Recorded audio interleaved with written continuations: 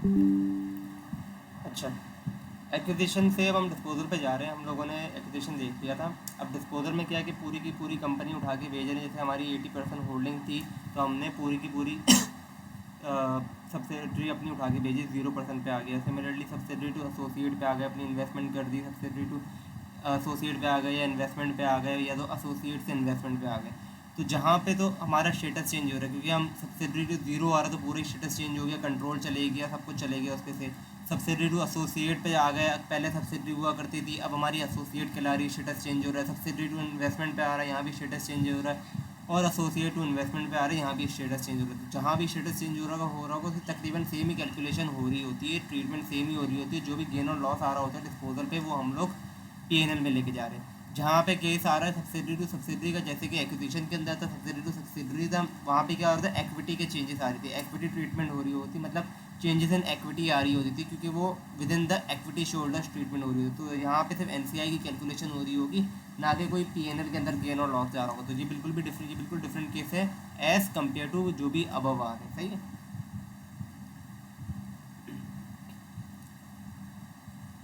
Case one जो कि है हमारे पास फुल डिस्पोजल मतलब जो कि पूरी होल्डिंग थी, पूरी की पूरी होल्डिंग उठा के हमने बेच दी है।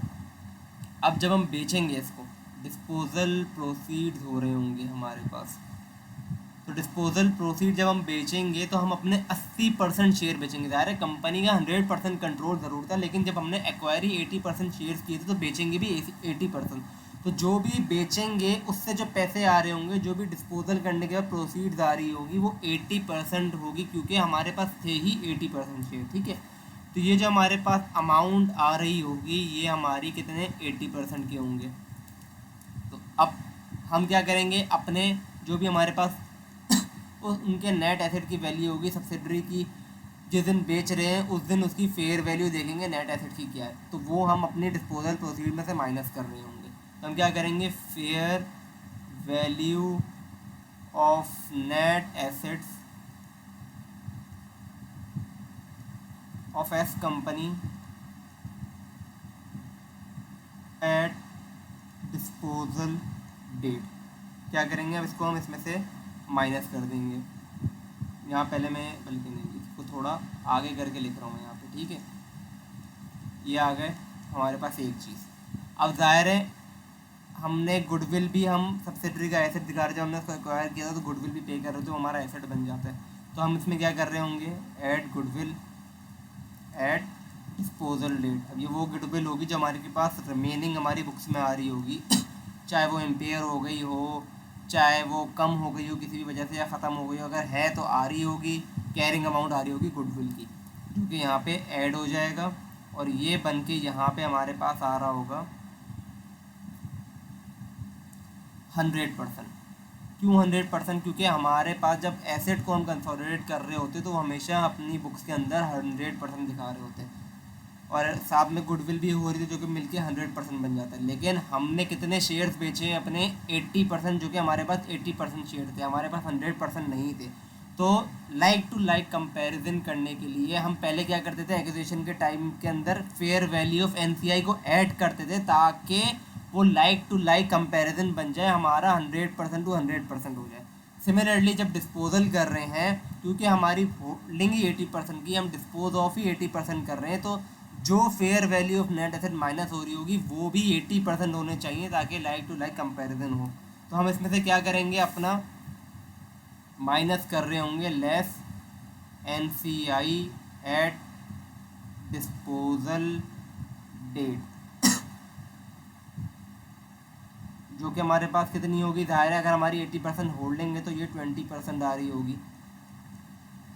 तो अब जो उसका माइनस प्लस करके अमाउंट बन रहा होगा, यहाँ पे आके हम माइनस कर रहे होंगे ओवरऑल, जो कि अब कितना होगा 80%, ताकि वो इसके कंपेयर के अंदर आ जाए, या इससे लाइक टू लाइक मैच हो जाए। जो भी हमारे पास डिफरेंस आ रहा होगा वो हमारे पास गेन और लॉस आ रहा होगा,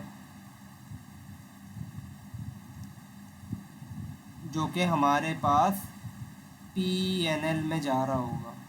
सही है, क्योंकि ज़ाहिर है कंट्रोल लॉस हो गया। अब ये तो नहीं है ना, इक्विटी ट्रीटमेंट हो रही होगी, जब पूरी कंपनी ख़त्म कर दी, अब ज़ाहिर डिस्पोज ऑफ कर दी पूरी कंपनी, अब उसके पास जो रिमेनिंग ज़्यादा में बेचा या कम में बेचा तो हमारा वो एक्सपेंस हो रहा होगा, फिर वो चाहे फिर वो हमारा डिस्पोजल में गेन आ रहा है या लॉस आ रहा है, वो दोनों चीज़ें पीएनएल में जा रही होगी। लॉस होगा तो एक्सपेंस होगा, गेन होगा तो अदर इनकम शो हो रही होगी। सिमिलरली ऑल्टरनेटिव कैलकुलेशन किस तरह कर सकते हैं, फॉर एग्जांपल समझने के लिए एंट्री क्या होती है, हमने क्या किया, बैंक हमने डिस्पोज ऑफ किए, शेयर डिस्पोज ऑफ किए तो सामने से हमें क्या मिलेंगे, पैसे मिलेंगे।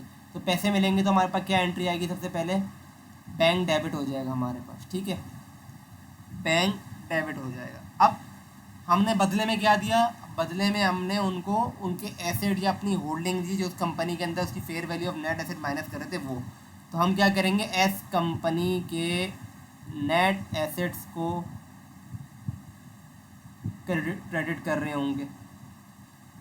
जाहिर है एक हमने क्या किया, नेट एसेट हमारे पास ये 100% हमने पूरे उनको ऐसे हमारे पास कंट्रोल 100% का था, हमने 100% के 100% हमने उनको नेट एसेट दे दी। लेकिन क्योंकि हमें प्रोसीड 80 की मिल रही है तो हमारे लिए क्या बेनिफिट, जो पहले एनसीआई क्रेडिट होता था क्योंकि वो हमारी इक्विटी के अंदर शो हो रहा होता था, अब क्योंकि हमने 80% डिस्पोज ऑफ की क्योंकि हमारी होल्डिंग होती है और हमने सामने नेट एसेट 100% शो कर रहे हैं जाते हुए, तो हमारे पास एनसीआई ख़त्म हो जाएगा। तो एनसीआई जब ख़त्म होगा तो वो क्या होगा, डेबिट हो जाएगा। यहाँ पे हमने fair value of net asset बेच दिए एस कंपनी के सामने वाले को दे दी, तो तब ज़ाहिर है नेट एसेट दी तो गुडविल तो रखने से रहना, ज़ाहिर है गुडविल भी खत्म हो जाएगी। जब हमने कंपनी दे दी तो गुडविल किस चीज़ की, हम गुडविल अपनी बुक्स में क्या करके दिखाएंगे। तो जब नेट एसेट चले गए, वो कंपनी चली गई तो गुडविल भी ख़त्म हो जाएगी। जो भी डिफरेंशियल आ रहा होगा, अगर तो हमारे पास गेन आ रहा होगा तो यहाँ पे आ जाएगा गेन ऑन डिस्पोजल, और अगर लॉस आ रहा होगा तो वो हमारे पास यहाँ पे आ जाएगा डेबिट साइड पे, लॉस ऑन डिस्पोजल, जो कि हमारी बैलेंसिंग फिगर होगी। जो भी डिफरेंशियल आ रहा होगा इन फिगर्स के दरमियान वो यहाँ पे आ रहा होगा। अब दूसरा और तीसरा केस, केस 2 एंड 3, हमने अभी क्या पढ़ा, सब्सिडरी की पूरी हमने उठा के बेच दी। अब दूसरी चीज़ क्या थी, सब्सिडरी टू एसोसिएट आ रहे हैं और सब्सिडरी टू इन्वेस्टमेंट पे आ रहे हैं। तो अब जैसे कि हमारे पास होल्डिंग थी 80%, ठीक है, अब हम आ रहे हैं 30% पे। हमारे पास होल्डिंग थी 80% की और अब हम आ रहे हैं 30% पे, ठीक है। तो हमने डिस्पोज ऑफ कितना कर दिया, हमने डिस्पोज ऑफ कर दी अपनी होल्डिंग 50% की, ठीक है। तो जो हमारा डिस्पोजल प्रोसीड्स होगा जो कि यहाँ पे आ रहा होगा वो कितने परसेंट का होगा, 50%, ठीक है। लेकिन क्योंकि हमारे पास कंट्रोल चले गया है, क्योंकि हमारे पास कंट्रोल चले गया है उसकी, हमने जो डिस्पोज ऑफ किया था हमने 50% कर दिया ना, तो हमारे पास कंट्रोल चले गया, तो हमारे पूरे के पूरे नेट एसेट हमारी बुक से उठ के अब चले जाएंगे। अब क्योंकि इक्विटी ट्रीटमेंट हो रही होगी, अब कंसोलिडेट नहीं हो रही होगी सब्सिडरी, तो 100% पूरे के पूरे fair value of net asset उठ के हमारी बुक से चले जाएंगे। लेकिन यहाँ पे तो हम 50% शो कर रहे हैं, तो हमें लाइक टू लाइक कंपैरिजन करना होगा। अब लाइक टू लाइक कंपैरिजन कैसे करना होगा कि भाई 50% तो दिखा नहीं सकते 100% dispose of fair value of net asset के सामने। तो अब क्योंकि हमने पूरी की पूरी होल्डिंग तो नहीं बेची, अब हमारी कितनी इन्वेस्टमेंट रह गई है, 30%। 30% क्या रह गई है हमारे पास, अब 30% रिमेनिंग इन्वेस्टमेंट रह गई। तो उस दिन जो भी उस 30% की फेयर वैल्यू आ रही हो, that is fair value of remaining investment, क्योंकि वो तो अब रह गई ना हमारे पास, वो भी तो ज़ाहिर है, ये तो नहीं कि पूरी की पूरी कर दी, कुछ तो बाकी है ना हमारे पास, तो वो यहाँ पे आ रही होगी अमाउंट उसकी, जो भी उसकी फेयर वैल्यू उस दिन आ रही होगी। तो ये 30% आ गया। अब हमारे पास ये बन के कितना हो जाएगा, 80% हो जाएगा। सेम केस यहाँ पे वापसी आ रहा होगा। अब क्या करेंगे हम, less fair value of NCI at fair value of net assets at disposal date, एक ये आ जाएगा। और इसमें क्या ऐड कर देते हैं हम, एट गुडविल। दायरा है जब fair value of net asset उठा के बेच रहे हैं तो उसकी गुडविल रख के क्या करेंगे, गुडविल भी डिस्पोज ऑफ हो गई, साथ साथ गुडविल एट डिस्पोजल डेट हमारे पास आ गई, तो ये बन के कितना हो जाएगा 100%। लेकिन हमारी डिस्पोजल प्रोसीड्स, एक तो ये और वापसी समझो रिमेनिंग इन्वेस्टमेंट, समझे हमने 80% बेची और 30% वापसी एक्वायर कर ली, तो हमने समझो ये 80% बेची और 30% वापसी एक्वायर कर ली। इसी तरह एक एग्जांपल कहने के लिए, समझने के लिए कह रहा हूँ कि हमने, ताकि ये फेयर वैल्यू निकल के आ जाएंगी ना, हमने उठा के बेची और वापसी खरीदी ताकि उसकी फेयर वैल्यू निकल के आ जाए, जो हमारी रिमेनिंग इन्वेस्टमेंट बची उसकी फेयर वैल्यू निकल के आ जाए। तो हमारा अभी टोटल कितना बन रहा है, हमने डिस्पोज ऑफ करके 50% बेची, हमारी रिमेनिंग 30% को ऐड करके 80% बन रहा है। लेकिन यहाँ पे ज़ाहिर है जब पूरा कंट्रोल चलेंगे तो पूरे के पूरे नेट एसेट जो हम 100% शो करते थे अपनी बुक्स के अंदर वो पूरे उठ के चले गए। तो आप हमें लाइक टू लाइक कंपैरिजन करने के लिए एक और चीज़ क्या माइनस करनी होगी इसमें से, less NCI at disposal date, जो कि हमारे पास 20% आ रही होगी। अब जो अमाउंट आएगी यहाँ पे माइनस करने की वो कितनी होगी 80%, इसके बराबर। जो भी अब इन दोनों का गेन या लॉस आ रहा होगा वो हमारे पास PNL के अंदर जा रहा होगा।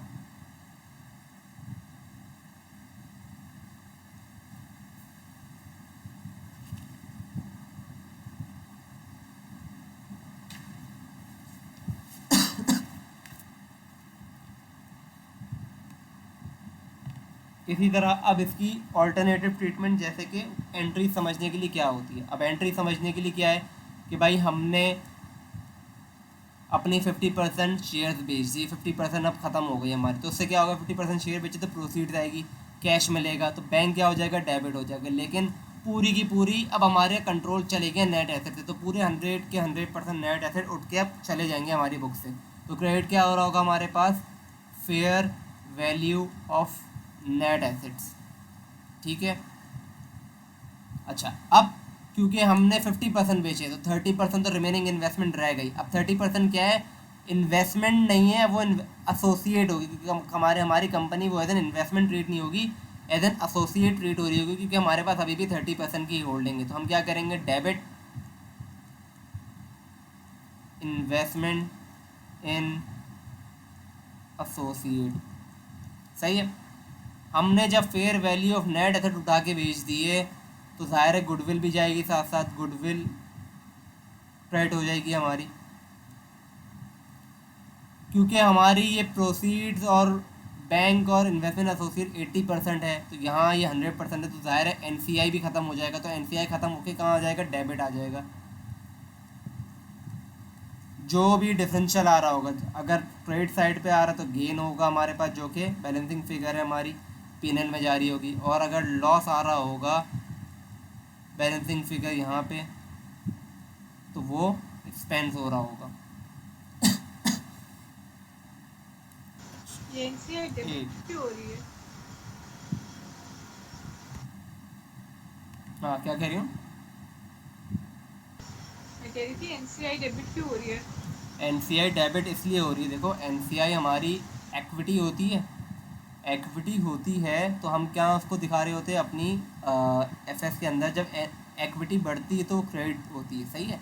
अब ज़ाहिर है जब हमने fair value of net asset उठा के फेंक दिए, तो अब उसमें उस कंपनी के अंदर NCI को तुकी नहीं बनता ना, क्योंकि हम उसको कंसोलिडेट तो कर ही नहीं रहे। अब उसको कंसोलिडेट जब करें, हम जब कंसोलिडेट कर रहे होते हैं तो हम दिखाते हैं कि भाई जब हमारी 80% होल्डिंग है तो 20% होल्डिंग है वो NCI की है, जो कि हमारा एक्विटी होल्डर है वो बाकी, तो हम उसको एक्विटी का पोर्शन दिखा रहे होते हैं एज एन NCI। अब ज़ाहिर है जब हमारा कंट्रोल ही ख़त्म हो गया, अगर कंट्रोल ही ख़त्म हो गया तो कंसोलिडेट तो हो ही नहीं रही होगी, बाकी हमें एक्विटी होल्डर से तो हमारा कोई ताल्लुक ही नहीं बचा ना, क्योंकि हम खुद ही अब एसोसिएट बन गए।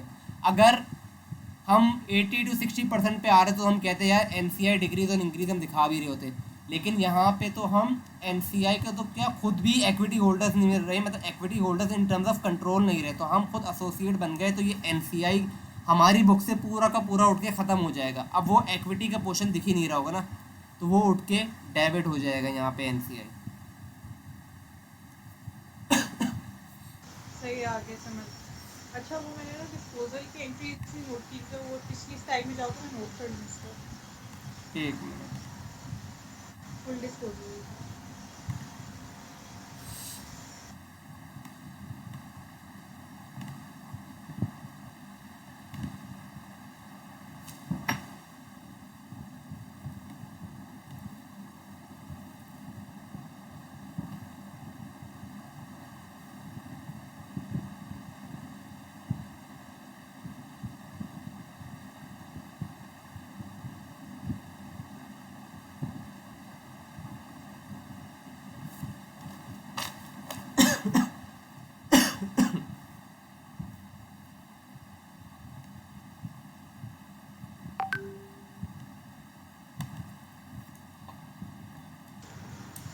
सबसे ऊपर क्या लिखा हुआ था बैंक से ऊपर? Loss on disposal.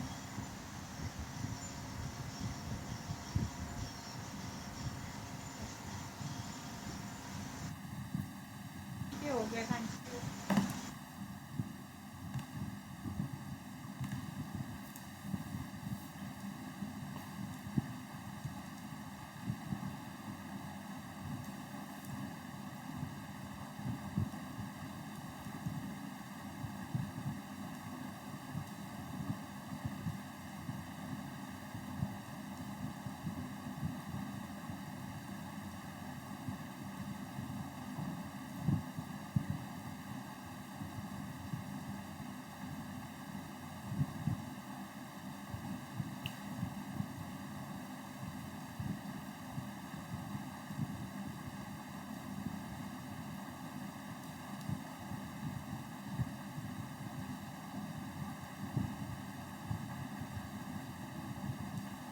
अच्छा, अब एग्जाम्पल है कि हमारे पास 1 जनवरी को एक कंपनी के अंदर 80% होल्डिंग थी, ठीक है। अब वो हमने उसको after 6 month that is on 1 जुलाई उठा के 50% उसके अंदर डिस्पोज ऑफ कर दिया।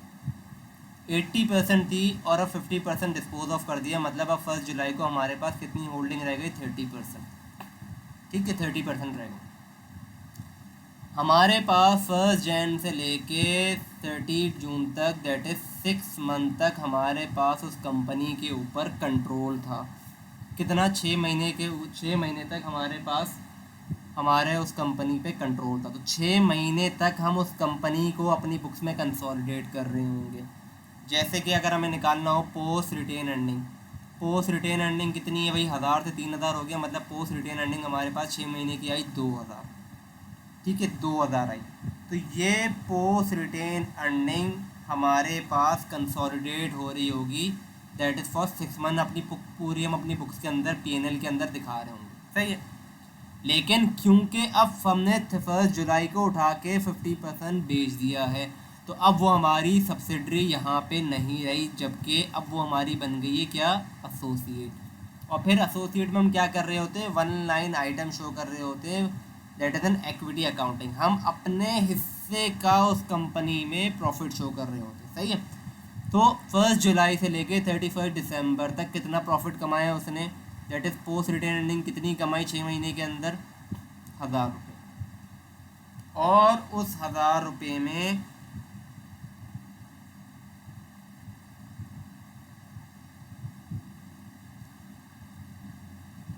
हमारा एक 6 महीने का है, 1000 में हमारी कितनी परसेंट होल्डिंग है? That is 30%। तो ये हमारे पास हमारी इन्वेस्टमेंट इन एसोसिएट के अंदर शो हो रहे होंगे हमारे, जो हम 1 लाइन इक्विटी अकाउंटिंग ट्रीटमेंट कर रहे होते हैं। तो इसके अंदर हम क्या लिखेंगे? We will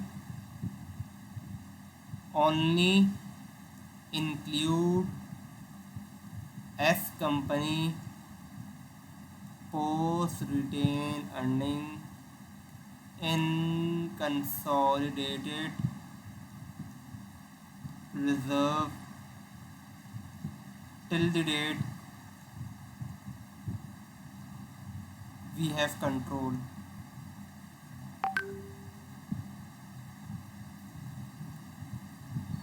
That is, in the above example it is $2000, after which हम उसको as an equity accounting treat कर रहे होंगे, दैट इज़ एसोसिएट ट्रीट कर रहे होंगे, और अपने हिस्से का प्रॉफिट शो कर रहे होंगे।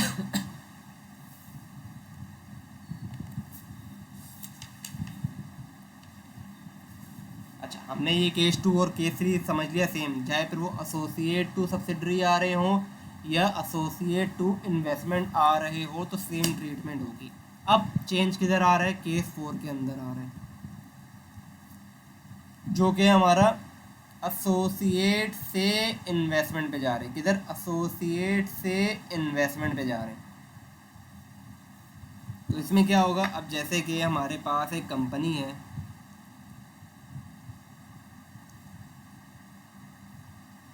जिसमें हमारे पास 30% होल्डिंग थी, और हमने इसमें कितने की इन्वेस्टमेंट की थी? इस कंपनी में 5000 की थी, सही है।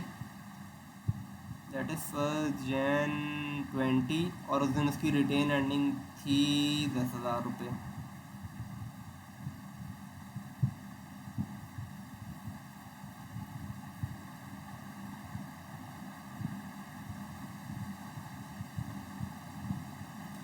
और 1 Jan 20 को आके हमने इसमें 20% बेच दिया। कितने का बेच दिया समझे, 8,000 रुपये का हमने बेच दिया। और यहाँ पे उसकी रिटेन अर्निंग थी 2 साल बाद 12,000 रुपये की, ठीक है। 1 Jan 18 से लेके 1 Jan 20 तक, मतलब 2 साल गुजारे, ठीक है। और इस दिन जब हमने उसको बेचा है तो उस दिन हमारी जो fair value of remaining investment थी, जो कि रह गई 10%, उसकी वैल्यू है $4,000। सही है। हम क्या करते थे इक्विटी अकाउंटिंग में, सबसे पहले हम क्या लेते थे भाई, कॉस्ट ऑफ इन्वेस्टमेंट, हमने कितने की इन्वेस्टमेंट की है। फिर हम क्या करते थे, अपने हिस्से का post profit retain earning add कर देते थे। अगर कोई इम्पेयरमेंट होती तो इम्पेयरमेंट माइनस कर देते, अगर कोई अनरियलाइज प्रॉफिट आ रहा होता तो अनरियलाइज प्रॉफिट माइनस कर देते थे, और अगर कोई हमें उस कंपनी से डिविडेंड मिल जाता था तो वो माइनस कर देते। अभी इसके अंदर कोई सिनेरियो नहीं है, सिर्फ एक हमारे पास पोस्ट रिटेन अर्निंग का हिस्सा आ रहा। तो पोस्ट रिटेन अर्निंग कितनी हमने कमाई इन 2 सालों के दरमियान, इन दोनों 2 साल के दरमियान हमारे पास आई है पोस्ट रिटेन अर्निंग 2,000 रुपये की। सही है। तो हम क्या करेंगे, यहाँ पे एट पोस्ट रिटेन अर्निंग कितनी है 2,000, और हमारी होल्डिंग कितनी थी 30% की। तो हमारा कितना शेयर बनता है 600 रुपये। तो ये कितना हो गया 5,600, जो कि हमारी क्या है carrying value of investment in associate company. अब इसकी ट्रीटमेंट कैसे होगी, हमने क्या किया, डिस्पोजल कर दी। क्या कर दी, अपनी 20% होल्डिंग डिस्पोज ऑफ कर दी। तो डिस्पोज ऑफ की है तो क्या होगा, हमें पैसे मिलेंगे, दैट इज डिस्पोजल प्रोसीड्स। कितनी डिस्पोजल प्रोसीड हमने समझे 8,000 की थी, लिखा था मैंने उधर 8,000, और कितनी होल्डिंग की थी 20%। सही है। अब हमारे पास कितनी रिमेनिंग इन्वेस्टमेंट बच गई है, क्योंकि जब हम नीचे से अपनी fair value of investment minus कर रहे होंगे या carrying value of investment minus कर रहे होंगे, वो होगी 30% की। ये जो हम इन्वेस्टमेंट अपनी शो कर रहे होते, जो कैरिंग वैल्यू ऑफ इन्वेस्टमेंट या ए कंपनी में आ रही होती है, ये 30% है, क्योंकि हमारी होल्डिंग 30% की थी। लेकिन जब हम यहाँ पे देख रहे हैं तो हमने क्या किया, डिस्पोज ऑफ किया 20%। तो जब मैं यहाँ पे लेस करूँगा फेयर वैल्यू ऑफ या carrying value of investment at disposal date, हमने कितनी निकाली है वो 5,600। तो ये 30% होगी होल्डिंग हमारी। कितनी परसेंट, क्योंकि ये हमारी जब हम अपनी कैलकुलेशन अकाउंटिंग कर रहे होते हैं वो 30% के हिसाब से हो रही है। जब हम डिस्पोज ऑफ कर रहे हैं तो यहाँ पे 20% है, और यहाँ पे हम कैरिंग वैल्यू माइनस कर रहे हैं 30%। So in order to make a like to like comparison, हम यहाँ पे क्या करेंगे, अब हमारी जाहिर है हमने कुछ इन्वेस्टमेंट अभी भी उसके अंदर होल्ड करी है, अब वो इन्वेस्टमेंट हमारी कितनी रह गई है 10%। तो एक तरीके से हमारी अब हम उसको अब उसकी नई फेयर वैल्यू, जो भी उस दिन की फेयर वैल्यू होगी, उस इन्वेस्टमेंट की फेयर वैल्यू होगी, हम उस पर कैरी कर रहे होंगे। तो fair value of remaining investment वो लिखी हुई थी कितनी 4,000 रुपये। ये कितनी है 10%, ताकि अब ये लाइक टू लाइक कंपैरिजन बन जाए। कितना हो गया 12,000 रुपये।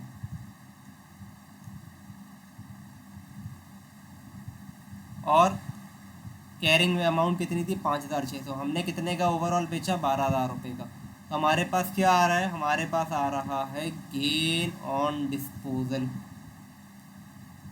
जो कि हमारे पास P&L के अंदर चले जाएगा। अगर मैं इसको as an accounting entry show करूं तो वो किस तरीके से होगा, हमने 20% की इन्वेस्टमेंट बेची तो हमें उसके बदले पैसे मिले, कितने पैसे मिले 8,000 रुपये मिले। बदले में हमने क्या किया, अपनी बुक में से इन्वेस्टमेंट उठा के फेंक दी। हमारे पास जो carrying value of investment in associate आ रही थी वो हमने उठा के फेंक दी, तो वो क्या हो गया, वो क्रेडिट हो गया। That is investment in associate. कितने से, कैरिंग वैल्यू कितनी थी, 5,600। क्योंकि अब हमने मज़ीद उसके अंदर भी 10% होल्डिंग रखी है, तो उसकी क्या आ गई हमारे पास, एक एसेट बन गया हमारा, fair value of remaining investment, जो कि हमारे पास कितना है, 4,000 रुपये। अब डिफरेंशियल कितना आएगा, क्योंकि हमारे पास डिफरेंशियल कहाँ पे आ रहा है, क्रेडिट साइड पे आ रहा है, वो हमारा क्या है, इतने का गेन ऑन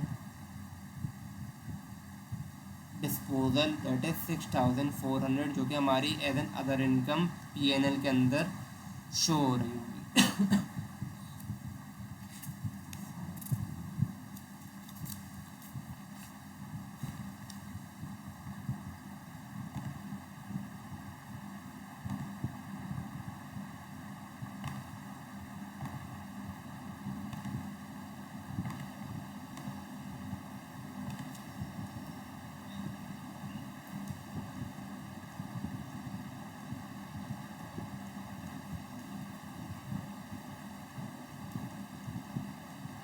ये बिल्कुल हमारा क्या है, जैसे हमने एक्विजिशन के अंदर पढ़ा था, सिमिलरली वैसे ही डिस्पोजल के अंदर आ रहा है, सिर्फ एंट्रीज का ऊपर नीचे का फ़र्क होगा। अब क्या हुआ है यहाँ पे, there is no change in status, क्योंकि ये इक्विटी पहले हमारे पास 80% होल्डिंग थी, अब 60% होल्डिंग हो गई, लेकिन पहले भी कंसोलिडेट कर रहे थे, अब भी कंसोलिडेट कर रहे हैं। पहले भी सब्सिडरी थी और अब भी सब्सिडरी है, इसलिए there is no change in status, there is no change in control. पहले भी कंसोलिडेट कर रहे थे, अब भी कर रहे हैं। ये क्या है, असूलन इकोनॉमिक रियलिटी में this is the transaction between equity owners. क्या करेंगे हम इसके अंदर, हम इसके अंदर क्या कर रहे होंगे, कंप्यूट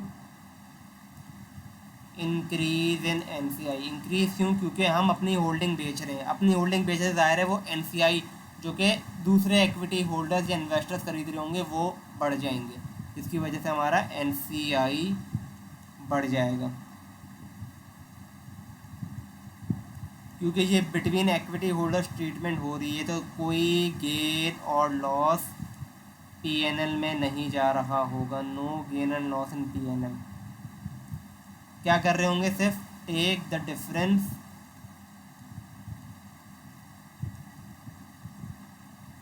इन इक्विटी। इसकी कंप्यूटेशन कैसे होगी,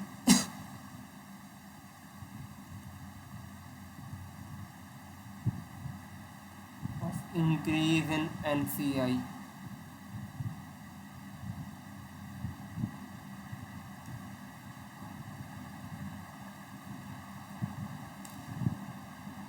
आसान तरीका कि भाई हम क्या करेंगे, हमारी होल्डिंग कम हो रही है ना, तो हम क्या करेंगे भाई, देखो जो भी एस कंपनी की fair value of net assets है,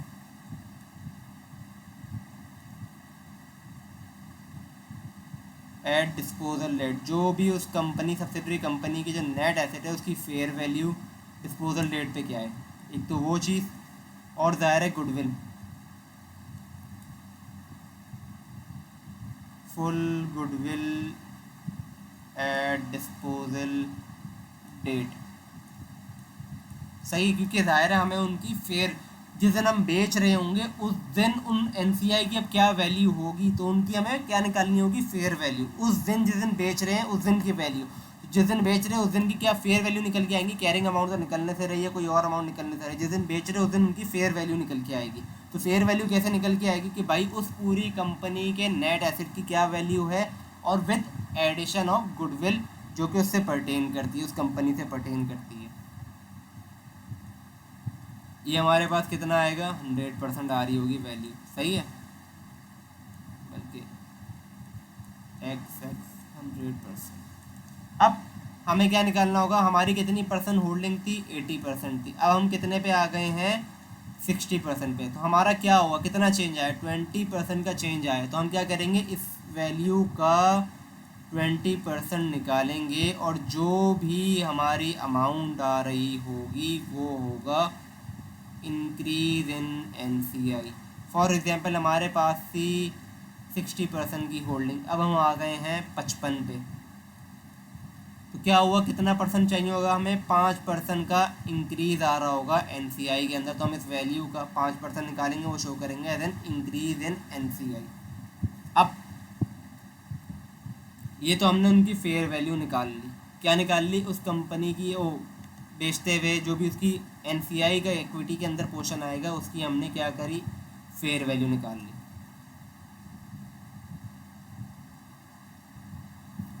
हमने अपनी 20%, पेरेंट कंपनी ने अपना 20% उठा के बेचा, तो वो NCI ने ख़रीदा होगा पैसे दे के। तो हमारे पास क्या आ रहा होगा, डेबिट हो रहा होगा बैंक, और क्रेडिट क्या हो रहा होगा, ज़ाहिर है NCI बढ़ गया तो क्रेडिट हो गया NCI। लेकिन ज़रूरी नहीं है जो उसकी फेयर वैल्यू निकल के आ रही उसी पे ही हमारी ट्रांजैक्शन हो सकता है कि भाई वो बोले फेयर वैल्यू 50 की निकल के आ रही है, लेकिन हम कम में बेच रहे हो, 45 में बेच रहे हो, किसी भी वजह से कि हमें वह फ़ौरन निकालना है। तो फिर क्या होगा, हमारे पास ऐसा लॉस आ रहा होगा। क्या आ रहा होगा, लॉस आ रहा होगा, क्योंकि हमने 50 की चीज़ 45 की बेच दी। किसी भी रीज़न के, हमने इमिजिएटली बेचना था या हमें फ़ौरन पैसों की ज़रूरत थी या कुछ भी वजह थी, हमने उसको उठा के कम पैसों में बेच दिया। तो हमें क्या हो रहा होगा, लॉस आ रहा होगा। लेकिन ये लॉस P&L में नहीं जाएगा, OCE में जाएगा, अदर कंपोनेंट ऑफ इक्विटी में, क्योंकि ये इक्विटी टू इक्विटी ट्रांजैक्शन हो रही है। तो हम क्या करेंगे, क्योंकि लॉस आ रहा है तो डेबिट क्या होगा, OCE। सिमिलरली अगर 50 की फेयर वैल्यू आ रही है और हमने उसको ज़्यादा का बेच दिया, 60 रुपये का, क्योंकि हमें पता है हमारी इस कंपनी की, सब्सिडरी कंपनी की वैल्यू अच्छी है, उनके क्या कहते फ्यूचर प्रोस्पेक्ट अच्छे हैं, उनकी ग्रोथ अच्छी है और लोग ख़रीदने चाहते हैं शेयर्स, ज़्यादा पैसों में भी ख़रीदने चाहते हैं, तो वो 60 रुपये दे दिए उन्होंने। तो हमारे पास क्या होगा, उस डिस्पोजल पे हमारे पास गेन आ रहा होगा, और क्योंकि अगर गेन आ रहा होगा तो फिर OCE हमारा यहाँ पे क्रेडिट हो रहा होगा, जो भी बैलेंसिंग फिगर होगी वो यहाँ पे आ रही होगी। सही है।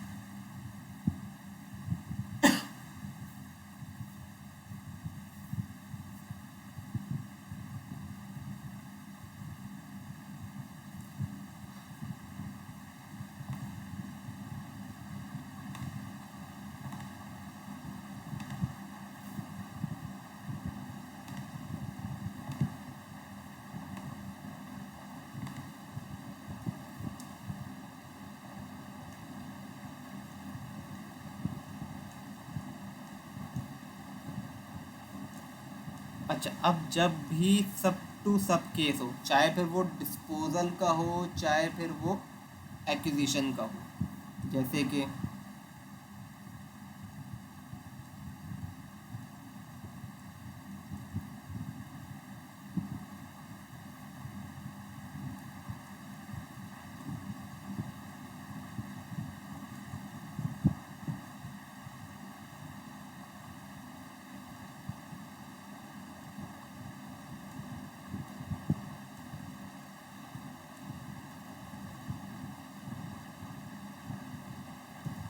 हमें इसमें देखना होगा, क्या क्या देखना होगा, हु इज़ दी सेलर, मतलब शेयर्स कौन बेच रहा है, NCI बेच रही है या पेरेंट कंपनी बेच रही है।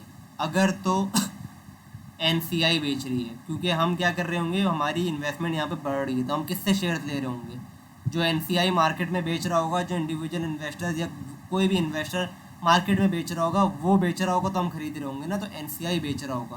तो अगर NCI बेच रहा होगा तो सेलर कौन है, NCI। तो इन दिस केस सेलर कौन है, NCI। तो हम क्या करेंगे, compute decrease in NCI from NCI point of view, क्या करेंगे, जो भी डिक्रीज आ रहा होगा NCI के अंदर वो उनके पर्सपेक्टिव से हम निकाल रहे होंगे। ऑन दी अदर एंड यहाँ पे कौन है, यहाँ से हम पेरेंट अपनी होल्डिंग बेच रहे हैं, हम अपनी होल्डिंग बेच रहे हैं तो कौन खरीदार है, NCI खरीदार है। तो यहाँ पे सेलर कौन होगा, यहाँ पे सेलर होगा P कंपनी। तो हम क्या करेंगे, compute increase in NCI from P companies point of view. तो जो भी सेलर होगा उसके पॉइंट ऑफ व्यू से इंक्रीज और डिक्रीज निकाला जा रहा होगा। अच्छा, अब इससे मतलब क्या है,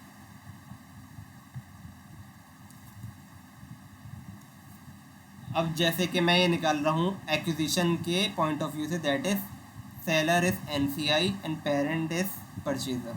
तो हम NCI के पॉइंट ऑफ व्यू से निकाल रहे हैं। अब जैसे कि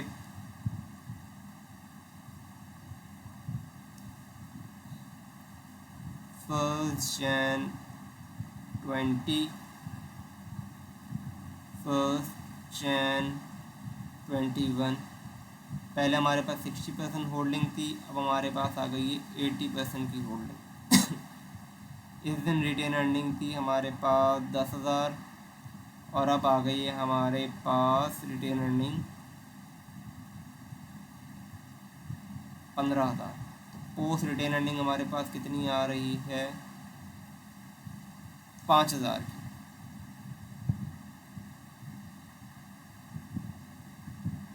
तो अगर हमें निकालना है कि भाई कितना डिक्रीज़ हुआ है NCI के अंदर, कितना डिक्रीज हुआ है NCI के अंदर and from the perspective of seller, and seller is NCI क्योंकि पेरेंट खरीद रहा है शेयर्स। तो हम NCI के पॉइंट ऑफ व्यू से निकाल रहे हैं। तो हम क्या करते थे, NCI की वैल्यू निकालते थे। हम क्या करते थे, NCI, क्योंकि हम NCI के पर्सपेक्टिव से निकाल रहे, तो NCI देखेंगे हमारा कितना कम हो रहा है। तो हम जब एक्विजिशन करते थे हम क्या करते थे, fair value of NCI at acquisition, ऐसे ही करते थे। जब गुडविल के अंदर ऐड करते थे तो हम क्या करते थे, फेयर वैल्यू ऑफ NCI को ऐड करते थे और अलग से हम NCI भी कंप्यूट कर रहे थे। तो हम कब करते थे फेयर वैल्यू ऑफ NCI, जब हम फुल गुडविल मेथड यूज़ करते थे। हम क्या करते थे, NCI की वैल्यू लेते थे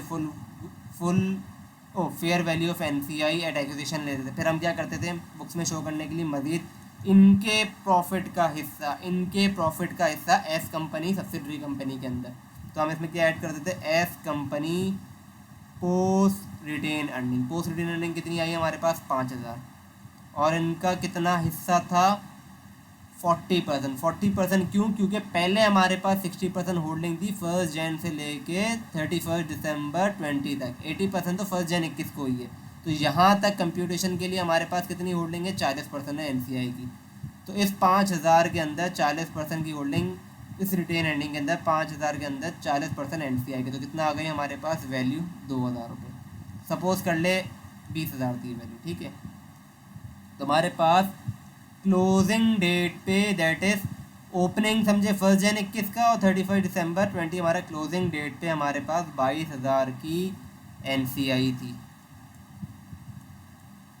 अब क्या हुआ, 1 जैन को वो NCI 40% से उठ के 20% पे आ गई। कितनी, 40% से उठ के 20% पे आ गई, क्योंकि 60% पहले होल्डिंग थी और अब 1 जैन का हमारे पास होल्डिंग कितनी हो गई, 80%। तो NCI 40 से कितना हो गया, 20।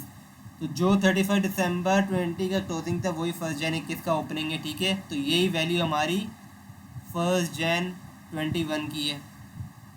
अब हमारे पास क्या है, डिक्रीज हो गया। कितना डिक्रीज हो गया, अभी ये वैल्यू 40% है। तो हम इसको नॉर्मली क्या कर सकते हैं, इस 22,000 को डिवाइड बाई 2 कर दे, क्योंकि अब यह आधी हो गई ना, 40 से 20% हो गई है। तो ये कितना हो गया, डिक्रीज इन NCI, तो कितना आएगा, 11,000 रुपये। तो रिमेनिंग NCI कितना रह जाएगा हमारे पास, 11,000 रुपये। तो इसकी नॉर्मली एंट्री क्या बन रही होगी, हमारे पास NCI कम हो रहा है कितने से, 11,000 से। कितने से कम हो रहा है डिक्रीज इन एनसीआई? 11,000 रुपये से। तो डेबिट क्या होगा? एनसीआई 11,000। फॉर एग्जाम्पल इसकी तो वैल्यू हमारे पास जो वैल्यू निकल के आ रही थी वो 11,000, लेकिन पेरेंट ने उसको ज़्यादा पैसे दे के ख़रीदा क्योंकि कंपनी की ग्रोथ अच्छी थी, एनसीआई को भी ज़्यादा पैसे ज़ाहिर है, वो जब दिख रहा है उनको ग्रोथ अच्छी है, कंपनी अच्छा परफॉर्म कर रही है, तो वो भी डिमांड ज़्यादा करेंगे। ये तो नहीं है कि जितनी उसकी वैल्यू निकल गया उतने में बेच दिया। तो एनसीआई से बार्गेनिंग करके जो उनकी अमाउंट पे ट्रांजैक्शन हुई वो समझे हुई 12,000 पे या 15,000 रुपये पे। तो अब क्या हुआ? पेरेंट ने ज़्यादा पैसे दिए बजाय जितनी अमाउंट बनती, तो पेरेंट को क्या हुआ? लॉस इनकर्ड हुआ। तो क्या होगा? Debit O C E by the differential amount that is 4,000, जो कि हमारी बैलेंसिंग फिगर है। फॉर एग्जांपल अगर 11,000 में ही पेमेंट होती तो क्या होता? डेबिट एन सी आई 11,000 और बैंक क्रेडिट 11,000 रुपये से। इसी तरह हम एक फॉर्मूला पढ़ते थे unknown value over known person करके। तो फॉर एग्जांपल अगर हम ये डिवाइड ना करें डायरेक्ट 2 से, क्योंकि अभी तो बिल्कुल हाफ हो गई ना होल्डिंग, तो हम क्या करते हैं, हमें पता है, हम जैसे कि हमें यहाँ पे दिख रहा था 40 से 20 हो गई, तो होल्डिंग हमारी 20% पे आ गई। फॉर एग्जांपल अगर ये होता, हमारी जो पहले होल्डिंग थी वो 70 थी और अब हमारे पास हो गई है 75%। तो पहले होल्डिंग कितनी थी एनसीआई की? 30 थी, अब हमारे पास आ गई है 25% रह गई है एनसीआई की वैल्यू। तो इन दिस केस हम क्या करेंगे? तो भाई हमें पता है 30% की वैल्यू कितनी आ रही है, मैं एग्जाम्पल ले रहा हूँ अभी सिर्फ, 30% की हमारे पास निकल के आ रही थी, अब इसको समझे 30% है 22,000 रुपये। और अब हमें कितने की वैल्यू चाहिए? 25% की, या बल्कि डिक्रीज इन एनसीआई कितना हो रहा है? 5% है ना, तो 5% समझे इसमें तो वैल्यू चाहिए। कितने की चाहिए? 5%। हमें ये 5% की वैल्यू नहीं पता, हम क्या करेंगे? अननोन परसेंट या नोन परसेंट है कितना? ये 5% अननोन परसेंट है ओवर 30 इंटू 22,000, तो हमारे पास वैल्यू निकल के आएगी, 1 मिनट कैलकुलेट करो,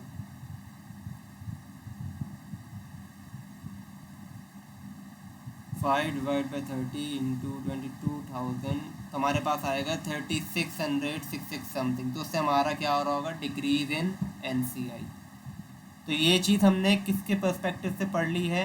ये हमने पर्सपेक्टिव से पढ़ी एनसीआई के पर्सपेक्टिव से। तो हमने जो एनसीआई की हमारी बुक्स में वैल्यू आ रही होती थी, हमने उसको डिक्रीज़ कर दिया, उसको हमने जो भी एज एट दिसंबर 21 पे वैल्यू या 1 जनवरी 21 को वैल्यू निकल के आ रही थी, उसको कम करके दिखा दिया कि भाई ये एनसीआई के पर्सपेक्टिव से वैल्यू बनती है।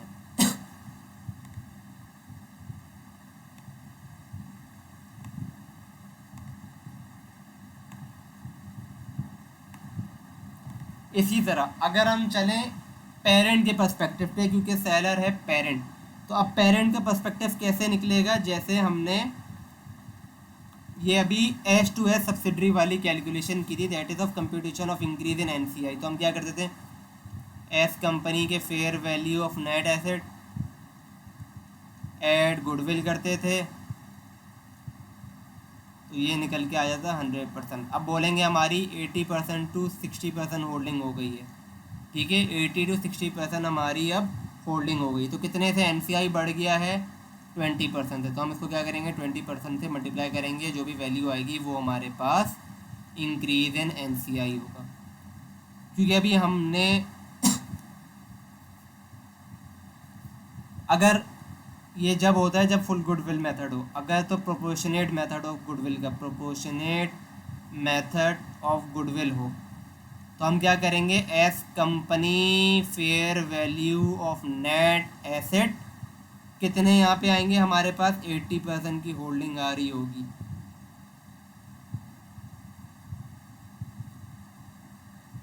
Oh sorry